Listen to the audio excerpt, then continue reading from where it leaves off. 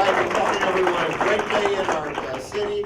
Of course, we're joined by these fellow speakers. We're going to speak in just a few moments, but most importantly, representatives of police departments, fire departments, Homeland Security, emergency personnel, first responders throughout the valley. One hallmark of our valley is our law enforcement professionals, our public safety professionals work more closely together than any other region in the United States of America, and today is another great step forward in that leadership role. Also standing behind me are my partners in the region, other mayors, including Mayor Jim Lane of the city of Scottsdale, Mayor Barty of Queen Creek. Great to see you, fellow mayors, representing all of the MAG mayors, because today's announcement is really a win for this entire region. I want to thank everyone for joining us for this very important public safety announcement. I'm pleased to be here representing not just the city of Phoenix, which administers 911, but also Maricopa Association of Governments, and where I was lucky enough to be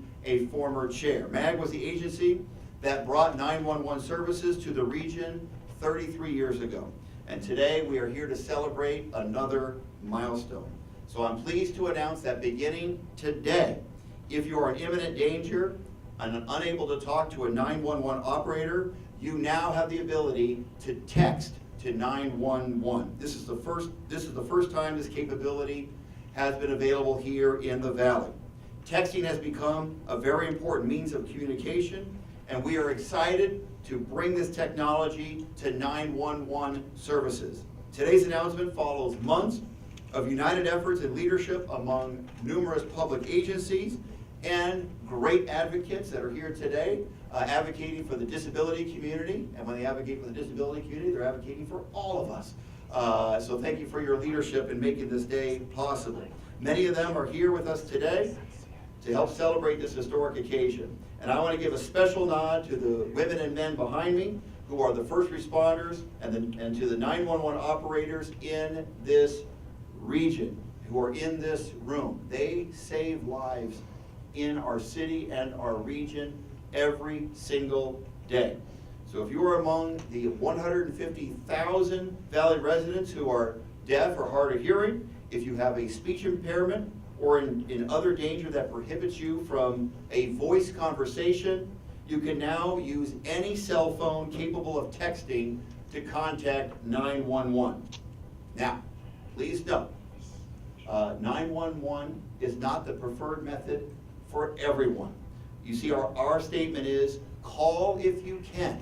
That's still the preferred method. Call if you can, but text if you can. The reason this is important is because there are limits to cell phone calls. For example, on a voice call, the operator can quickly ask your location, while text to 911 does not provide that information at this time. You will need to type out your location to a 911 operator. The system cannot handle group text, is important to note. And finally, there is no language translation capability at this time. These are all improvements that we made over time. We want to make sure you're aware of where the system is as of today. So, call if you can, but text if you can. In a moment, you're going to hear from representatives of our disability community. And I want to personally thank the Arizona Center for Disability Law and the National Association for the Deaf for their tireless advocacy for people with disabilities and for working with us to make today's announcement happen. We began working together on this issue because we all had the same goal: to ensure that people with disabilities had the same opportunity to connect with law enforcement as everyone else.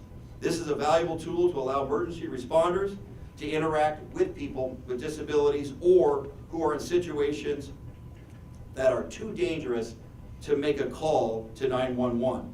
Today's launch means that anyone can send a text, who can send a text can communicate in an emergency, any emergency.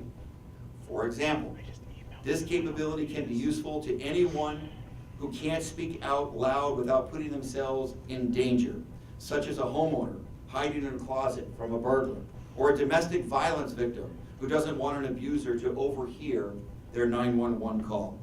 Think about an active shooter situation where people are trying to contact rescuers without announcing their location.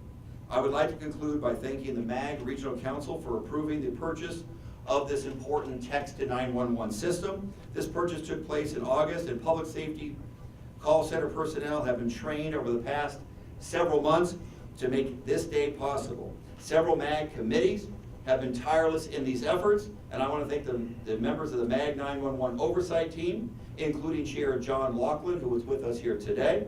John, thank you. I also want to recognize the members of the Public Safety Answering Point Managers Group and Chair Michelle Ports for their efforts. Thank you, Michelle, for your leadership. The City of Phoenix is responsible for administering Maricopa Region 911, which oversees 26 911 call centers in our region. I would like to acknowledge Liz Graber, who is the administrator for that program. Liz, I don't know where she is, but Liz, without you, she's in the back, being humble as always. But Liz, thank you for your continued efforts to improve the safety of our region. Today would not be possible without your leadership. Liz has been working diligently with every single one of the public safety answering points or call centers to test the software, and we are proud to say that the tests have been successful. We do want to assure you that the system works and is in effect today as we speak. Please do not test it out. The system is live and it's working right now. Now, we've mentioned a lot of people already, but next I'd like to introduce Asim Dietrich, Arizona Center for Disability Law. They were the ones that their advocacy, probably more than anyone else, has made this day possible. Asim.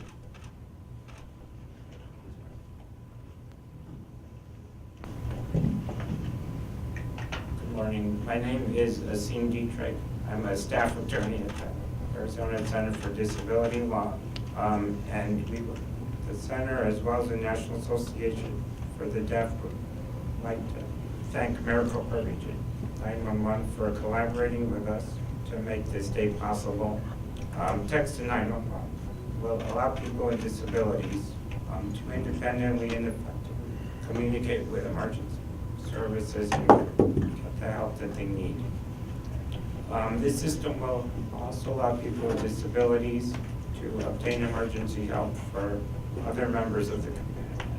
So this system will increase access for people with disabilities as well as allow them to be good citizens and obtain help for others. This has been a positive partnership, and we are very appreciative of the Maricopa Association of Governments and Maricopa Region 911 to make text to 911 available for people with disabilities, as well as the community at large.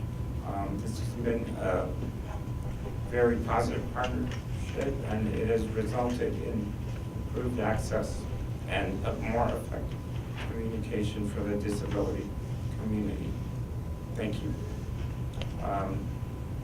So now I'm going to introduce a member of the disability community that was also given the opportunity to test the text 911 system and verify that it works.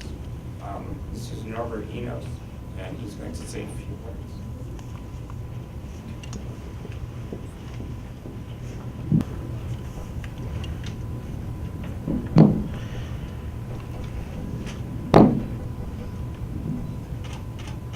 Good morning, my name is Norbert Enos. I live in the city of Surprise.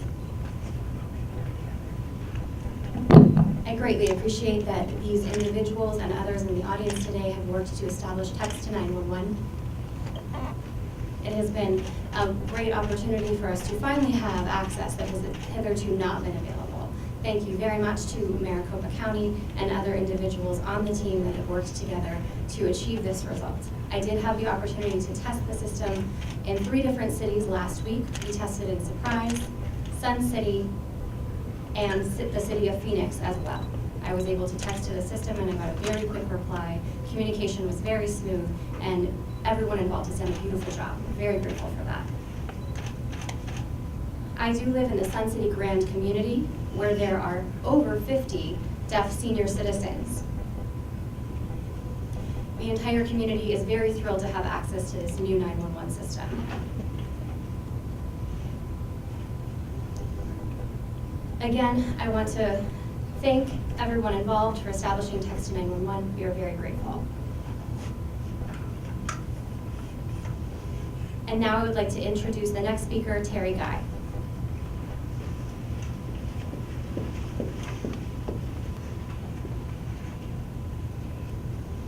Good morning and thank you. I would like to thank the Maricopa Region 911 and the Maricopa Association of Governments for making a great and positive partnership to implement the Call If You Can, Text If You Can't system in Arizona. It sends a powerful message of empowerment to hard of hearing, deaf, speech impaired persons, and persons who may find themselves in imminent danger where silence can mean safety. As a speaking deaf individual, this will allow me to reach out for services and know that the first responders will receive the correct information and respond. Again, I say thank you. This is an amazing, wonderful implementation of a service to help all. And now, I believe Mayor would like to close out with some more statements. Thank you. All right, thank you, Terry and Norbert and Asim for your leadership. Again, you really brought this to our attention, the need to move forward with this more than anyone else. And because we were able to move forward here today, our community will be a safer place as a result. That really closes out the statements made by myself and the other advocates. I'll now open up to any questions for myself. Obviously, we have leadership from our major public safety organizations, and the other mayors are here. Any questions about today's beginning of Text to 911 in Maricopa County? Please. Will this Text to 911 also helping to locate a possible victim, such as using a GPS track on the text? Yeah, I think, as we said, right now, location services are not available. So someone utilizing the Text to 911 services will still have to put in the location of where they're at, just like you would have to verbally indicate your location if you're making a verbal phone call to 911. However, it's important to note, this is the beginning of Text to 911. Look, we're not naive to the fact that so many people prefer to use texting rather than calling. Maybe some of us have teenagers who are here that know that dynamic. And it's important that public safety services catch up, if you will, to where people are at. And so over time, I think the system is going to improve even more, and we'll have those services available as technology improves. But right now, I think people utilizing the service, it's important to know, will have to put in their location. That's why we prefer a phone call if possible. Call if you can, text if you can't. Liz, did I cover it okay? Any other questions? Please. Mayor, how many years was this in the planning, and is there a cost? There is a cost. Maybe Liz, you can cover that in just a moment. But here is my version of what happened. Is that you had, what's it called, TTP on the phone. There were other ways that people who were deaf or hard of hearing were able to communicate, but it wasn't catching up with technology. It wasn't convenient. And so the disability advocates who are here to my right brought this to our attention as a best practice, that we needed to have text to 911. And instead of challenging that, we as a region decided, you know what? They're right. We need to do this. We need to adopt technology that will allow text to 911, not just for people who happen to have disabilities, not just for domestic violence victims who may need to do that so their abuser can't hear their call. But this is where society is going, and we want to provide the very best public safety services to everyone. Meet them where they're at, if you will, so that we can provide that service. And this was an additional way to provide the very best public safety services. Liz, I'll let you talk about the cost, if you would.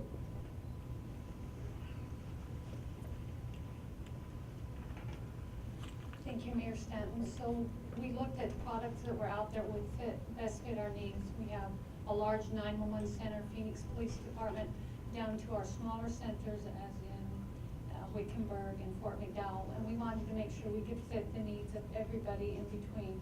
So we were able to find a product that we were able to implement for $150,000. If you're thinking about 26 911 centers, that was a really good fit for our budget. And we were able to use resources we had in place, and between those two, we were able to implement the text to 911 throughout. Go ahead.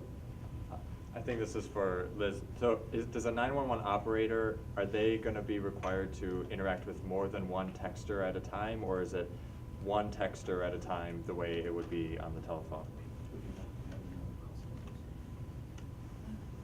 Okay, I guess Liz, I was asking if there are other the call center people are such incredible professionals who are able to balance so many things out, and it is such an incredibly difficult job because you deal with people in moments of crisis. But Liz, I don't know if you answered the question was multiple 911 texts so going on at the same time. Yeah. So the 911 personnel are trained to multitask, so they will be able to handle several texts at a time. Each agency made that determination on how many texts would come in, would be limited to each operator. But we have multiple operators at each site that are able to handle the incoming traffic. So if you remember, when you're using your own phone, you can carry on a couple of conversations with text. The 911 operators are trained to do that as well. What's the upper limit and the lower limit in terms of what the municipalities or the different centers have decided to do? I couldn't tell you which each ones that they've decided, which agencies, but we should have, in getting our information from other centers outside in California and Texas that have gone live with this, gave us a good idea of what kind of footprint we would start. So we doubled what we think it would be, just so we could have enough personnel ready to go and be able to answer a text to 911.